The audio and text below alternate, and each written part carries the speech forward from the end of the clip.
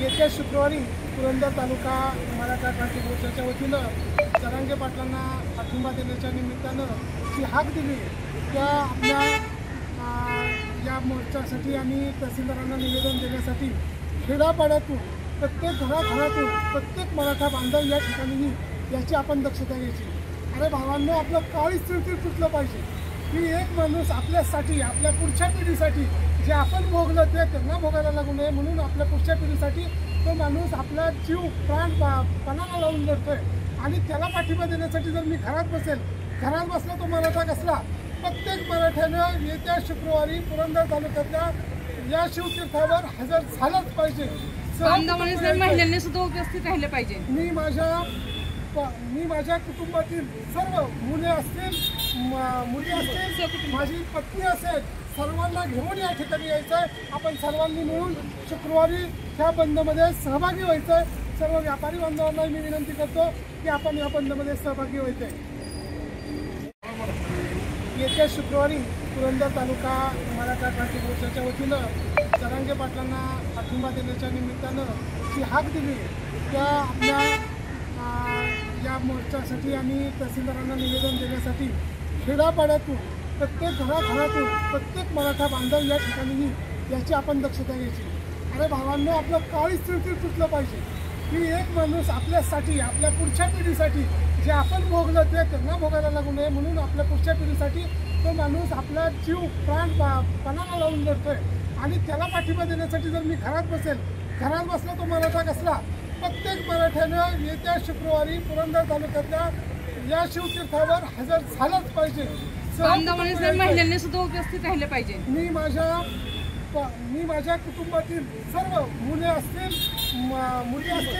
माझी पत्नी असेल सर्वांना घेऊन या ठिकाणी यायचं आहे। आपण सर्वांनी मिळून शुक्रवारी ह्या बंदमध्ये सहभागी व्हायचं आहे। सर्व व्यापारी बांधवांना मी विनंती करतो की आपण या बंदमध्ये सहभागी व्हायचं आहे। जय शिवराय। सकल मराठा समाजाच्या वतीने पुरंदर तालुका बंदची हाक दिनांक 27/4/27 रोजी देण्यात आलेले आहे। तरी माननीय मनोजदादा जरांगे पाटील यांची आज 9वा दिवस आहे। त्यांची तब्येत जास्त खालावल्यामुळे त्यांना पूर्ण पाठिंबा देण्यासाठी पुरंदर तालुक्याच्या वतीने संपूर्ण बंद ठेवून देणार आहे। सर्व नागरिकांनी त्यामध्ये उत्सुकतेने सहभाग घ्यावा। पुढे 9 दिवस झाले त्यांनी उपोषण चालू केलेलं आहे।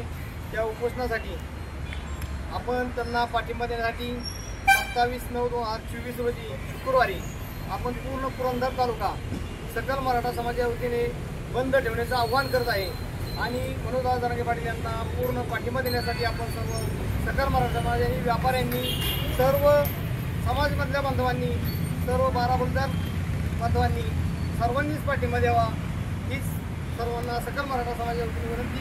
जय जय शिवराय। सर्वांना जय जाऊ। मित्रांनो, आरक्षणाची लढाई 1983-84 पासून आपली चालू आहे। तेव्हापासून मराठा आरक्षणासाठी लढतो, परंतु खऱ्या अर्थाने आतापर्यंत ज्या मराठा क्रांतिवीरांनी मराठा आरक्षणासाठी बलिदान दिले हे फार अतुलनीय आहे। परंतु ह्या बलिदानाची दखल आज तागायत कुठल्याही सरकारने घेतली नाही। मग ते सरकार शक्यता असो किंवा पंचायत असो याच्याशी काही घेणं देणं नाही, परंतु मराठा समाजाला आरक्षण मिळालं पाहिजे यासाठी आता गेल्या 3-4 वर्षापासून मनोजदादा जरांगे पाटील झगडतायत।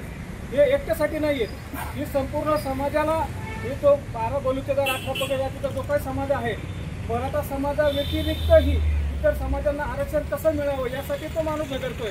त्याच्यामध्ये आज तागायत मराठा समाजाने कायम मोठ्या भावाची भूमिका पार पाडलेली आहे। परंतु आता काही लोक आंदोलनाला बसत आहेत जे माझ्या माहितीप्रमाणे आपल्याला सगळ्यांना माहिती आहे की आज तागायत मराठा समाजाने कुणाचं आरक्षण जावं म्हणून कधी आंदोलन केलं नाही, याची वेळही कधी येणार नाही आपल्यावरती। परंतु मराठा समाजाला आरक्षण मिळू नये म्हणून काही जातीयवादी लोक त्या आपल्या आरक्षणासाठी विष घालून आपल्याला आरक्षण कसं मिळून द्यायचं नाही यासाठी प्रयत्न करत आहेत। गेले 10 दिवसापासून 9 ते 10 दिवसापासून मनोजदादा पुन्हा एकदा उपोषणाला बसलेले आहेत। त्यांची तब्येत अतिशय खालावलेली आहे आणि त्यांना पाठिंबा देण्यासाठी आपण मराठा सकल पुरंदर मराठा समाजाच्या वतीने येत्या शुक्रवारी 24/9 आपण तहसीलदारांना निवेदन देण्यासाठी इथं जमणार आहोत. तर माझी सर्व पुरंदर तालुक्यातील तमाम जनतेला विनंती आहे की आपण या मनोजदादा जरांगे पाटलांना पाठिंबा देण्यासाठी मोठ्या संख्येने उपस्थित राहायचे एवढीच विनंती करतो. धन्यवाद.